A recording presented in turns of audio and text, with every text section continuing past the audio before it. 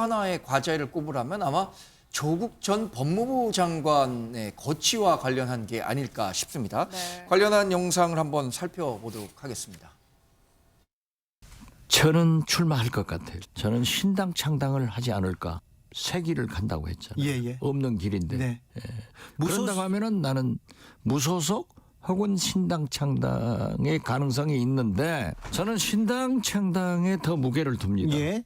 윤정부 심판이라는 프레임을 야당 심판으로 바꾸기 때문에 총선 패배를 자초할 겁니다. 중도층이 확 돌겠죠.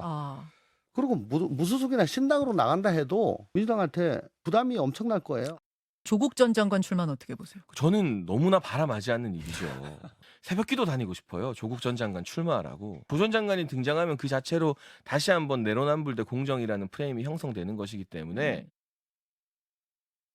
네, 조국 전 법무부 장관 또 한 번 정치의 중심에 섰습니다. 지도에 없는 길을 가겠다, 그러니까 길 없는 길을 가겠다라고 자신의 SNS에 소개를 했는데 이것이 결국 이제 10달 앞으로 다가온 내년 총선에 출마할 가능성을 강하게 시사한 것이다라는 평가가 나오고 있기 때문이죠. 김영남 의원님, 이 문구 그대로 해석하면 뭐 다양한 해석의 여지가 있겠습니다만 김영남 의원은 어떻게 해석하셨어요? 현실적으로 지도도 나침판도 없는 길을 가다 보면 실종될 가능성이 대단히 높죠. 네. 길을 잃을 것이다. 그러니까 지금 조국 전 장관은 공교롭게 문재인 전 대통령을 방문한 직후에 서울대에서 이제 파면됐어요. 네. 그래서 파면 사유는 여러 가지가 있습니다만 그러고 나니까 보통 사람의 상식으로는 교수로서 자격이 없다고 해서 파면된 사람이 국민의 대표라는 국회의원을 출마한다는 건 더더군다나 맞지 않는 일이라고 생각하는 게 상식적인 일일 텐데 네.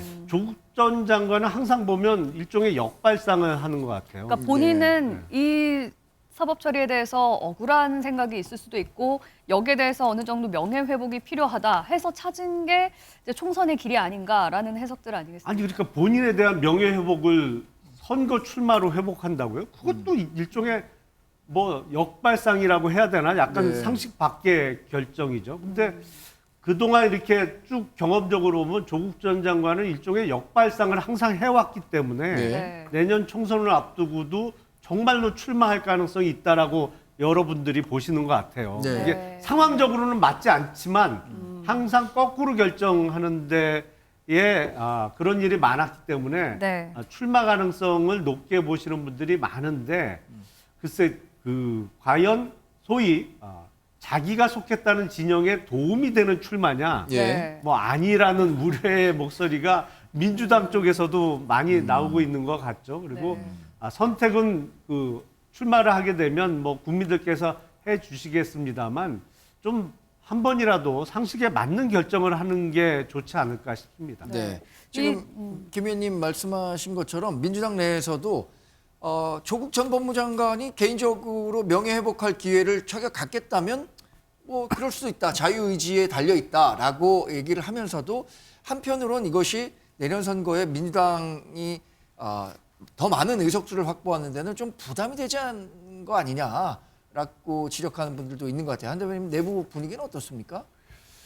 그런데 이제 제가 이제 평산 책방 예. 들렸다가 이제 글도 쓰고 하니까 이제 더 이렇게 커지는 형국인데 당시 이제 저는 뭐 조국 장관하고 이렇게 뭐 전화를 하고 그런 사람 아닙니다만 우리 중진 의원 중에 한 예. 분이 지도부 계신 분 한 분이 통화를 했답니다. 네. 자꾸 보도가 나오고 하니까. 근데 본인 말씀은 이제 그 울산에서 이제 법고전 산책인가요? 책 북 콘서트가 있고 난 다음에 거기까지 갔는데 이제 평산에 가서 대통령님을 안 보면 또 그 또한 이상하게 또 얘기가 되지 않겠느냐. 예. 그래서 갔던 거고 정치 얘기를 하니까 일단은 이렇게 손사래를 쳤다고 저한테 전해준 분은 그렇게 얘기를 했어요. 누가 어떻게 손사래를 쳤죠? 이제 조국 전 장관이 뭐 총선 얘기 나오니까 그런 거 아닙니다. 네. 얘기를 했다고 합니다. 그러니까 현재로서는 잘 솔직히 모르는 게 맞죠. 그러면은 문재인 전 대통령을 만나고 이 길 없는 길이라는 글이 SNS에 올라왔잖아요. 문 전 대통령과는 어느 정도 이 총선 출마에 대한 교감이 있었을 거라고 보세요? 저는 그렇게 보진 않습니다. 왜냐하면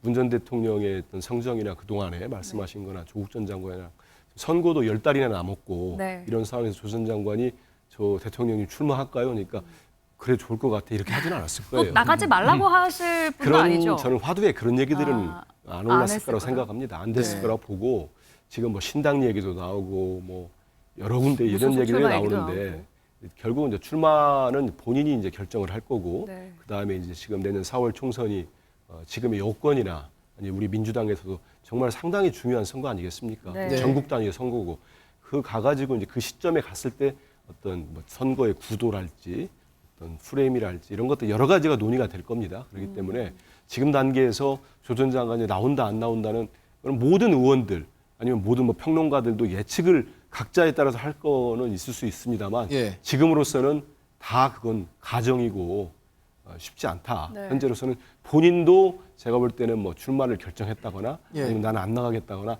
그런 상황까지도 안 됐을 거라고 봅니다. 네. 조 전 장관은 이런 얘기를 저희 같은 사람이 할 거라고 충분히 예상을 했을 텐데 문재인 전 대통령을 만나고 와서 뭐 길 없는 길을 가겠다 얘기하면 무조건 지금 총선 출마 얘기 나올 거다 예상을 했을 텐데 이런 얘기를 한 이유 그리고 왜 하필 길 없는 길이라고 얘기를 했을까요? 뭐 여러 해석들은 뭐 무소속으로 출마하는 거 아니냐 신당 창당할 거다 여러 해석들은 나오고 있는데요. 조국 전 장관이 길 없는 길이라고 표현한 건 좀 전에 이제 우리 김영남 의원님 말씀하셨지만 뭐 실종할 수도 있다는데 저는 길은 있습니다. 길은 네. 왜 길은 어떤 뭐냐면 길을 선택할까요? 아니 길이 원래 갈 길은 그겁니다. 네. 재판 결과 나올 때까지 자숙하고 그 결과를 승복하고 존중하는 겁니다. 그게 길입니다. 네. 근데 그 길을 가지 않겠다는 거잖아요. 부인이 무려 도합 5년의 형을 받았고 네. 자, 또 조민 씨 딸은 지금 의전 입학이 취소됐습니다. 네. 자, 그리고 본인은 멸문지하라고 얘기합니다. 그런데 본인이 지금 그렇다면 지금 길 없는 길을 가겠다는 건 명확히 정해진 거죠. 본인이 나는 법률적으로는 유죄 판결을 받았을지 모르겠지만 나는 정치적으로는 유죄 판결이 아니야라고 네. 그것을 나는 유권자들로부터 직접 입증을 받겠다라는 걸 결심한 겁니다. 네. 여기에 지금 뭐 이해찬 전 대표까지 지금 가세해서 본인의 면죄부를 주고 있지 않습니까? 네. 저는 조국 전 장관이 저는 출마하려면 민주당 간판으로 출마해야 된다고 생각합니다. 그러니까 예. 비겁하게 무소속으로 나가거나 혹은 말하자면 그 약한 대상을 놓고 뭐 약한 이제 말하자면 민주당에서 공천하지 않은 뭐 그런 상황을 놓거나 아니면 약세 후보를 놓고 조국 전 장관 3파전을 벌인다거나 해서 저는 가면 안 되고 당당하게 민주당 간판을 갖고 윤석열 정부가 나를 표적 상향했습니다. 예. 유권자를 심판해 주십시오라고 정면 승부 걸어야 합니다. 전 그렇다면 조국 전 장관의 길 없는 길은 저는 그걸 길이 될 수 있지만 무슨 아주 험지가 아닌 지역에 가가지고 뭐 양산 쪽에 가가지고 뭐 무소속 출마한다든지 뭐 아니면 관악에서 또 무소속 출마한다든지 이런 식으로 가는 거는 저는 온당하지 않다고 보고요. 네. 조국 전 장관이 그런 결심이 섰다, 길 없는 길을 가겠다고 한다 그러면은 정말 말 그대로 정말 낫 한 자루 칼 한 자루 가지고 정글 헤치면서 나가야죠. 저는 그런 결기를 가지고 간다면 해줄 수 있겠으나 저는 길은 있습니다. 네. 대법원 판결 나올 때까지 자숙하면 됩니다. 이렇게 출마 가능성들을 제기하는 사람들이 많아지면서 그러면 어느 지역에 나올 것이냐 이 부분에 대한 호사가들의 얘기도 계속해서 나오고 있죠. 네. 저희가 컴퓨터 그래픽 한번 준비해 봤는데 일단 서울 관악이 유력한 후보지로 거론이 되고 있습니다. 서울대학교 교수를 지냈고 현재 거주지가 서울 관악이라고 하고 네. 경남 양산은 문 전 대통령의 사저가 있기 때문에 문 전 대통령을 대표하는 그러니까 호위무사로서 경남 양산 출마설이 거론이 되고 있고요. 부산 사상은 국민의힘 장제원 의원 지역구인데 그러니까 윤석열 대통령의 핵심 측근이라는 점에서 부산 사상에 출마해서 일합을 겨뤄야 되는 것 아니냐는 의견도 있고 전남 광주에서 신당 창당 후에 호남 행보를 하는 게 아니냐라는 전망도 있는데 박창근 의원님이 이렇게 나오는 네 개의 이 시나리오 어떻게 평가하셨어요? 그 조국 전 장관은 학자로서의 삶, 그 다음에 사법개혁에 대한 어떤 꿈, 예. 이 두 가지를 추구하다가 좌절을 겪으신 분이거든요. 예. 그렇기 때문에 새로운 길을 갖다가 고민하는 시간이 꽤 길 거라고 봐요. 지금 당장 뭐 출마를 결심했다거나 지역을 고른다거나 그럴 분위기는 아니라고 봅니다. 근데 네. 다만 많은 호사가들이 얘기하듯이 사실은 사법개혁에 손댔다가 소위 말해서 집안이 거덜나신 예. 그런 정치적인 고통에 빠지신 분들이 굉장히 많았었고 그것에 또 한 분이 이제 스스로가 피해자라고 생각을 하기 때문에 아마도 명예회복의 어떤 기회로 이번 총선에 예. 나올 가능성은 저는 있다고 봅니다. 아직까지 지역까지 고민되지는 않았을 건데 그런데 본인이 추구해왔던 뭐 검찰개혁이나 또는 뭐 학자로서의 삶을 돌아본다면 쉬운 지역에 나올 가능성은 전 별로 없다고 봐요. 예. 만약에 나온다면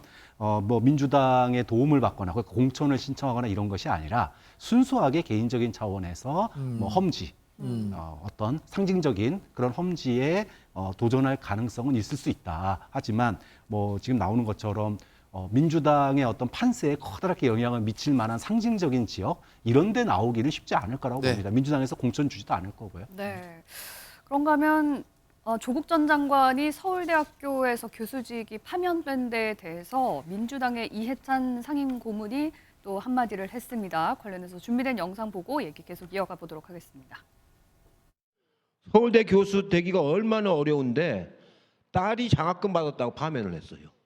저도 서울대학교 나왔지만 진짜 동창회에서 명분 빼라고 하고 싶어요. 제가 서울대학교 2번이나 들어갔는데요. 참 지금은 후회 막급이에요. 그런 학교 나왔다는 게 어디 가서 뭐라고 하겠어요. 이 나라의 모든 국회의원, 모든 기자, 모든 교수들의 자녀들은 장학금을 이제 받으면 안 돼요. 네, 민주당의 전 대표이자 지금은 현재 상임 고문을 맡고 있는 이해찬 전 대표의 발언 함께 듣고 오셨는데요. 서울대 파면 처리가 처분이 굉장히 잘못됐다 이렇게 강하게 비판을 했습니다.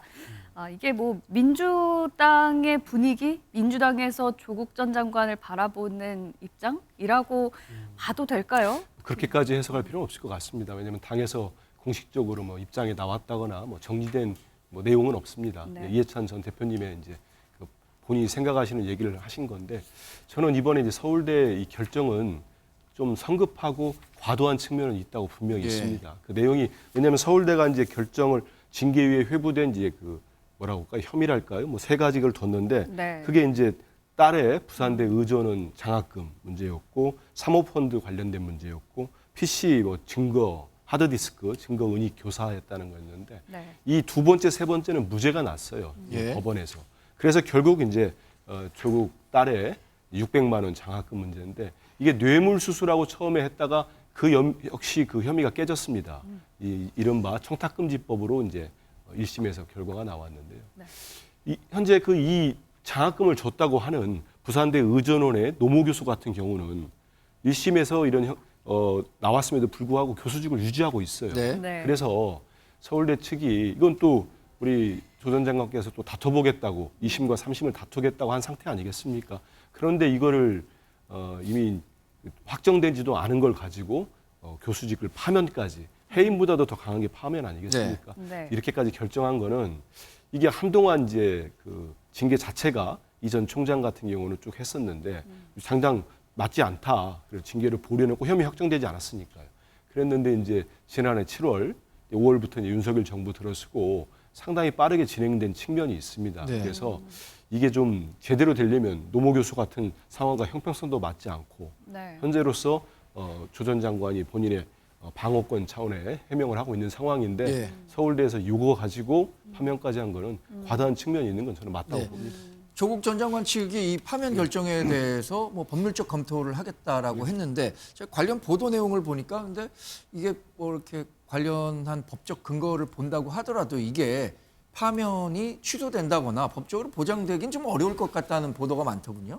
일단 뭐 조국 전 장관은 끝까지 다퉈보겠죠. 예. 그러면서 뭐 내년 총선에 정말 출마할 계획이 있다고 하면 총선 때까지는 적어도 이 파면 결정에 대해서 불복하면서 확정시키지 않으려는 노력을 할 것 같아요. 네. 네. 3가지 점만 좀 말씀을 드리겠습니다.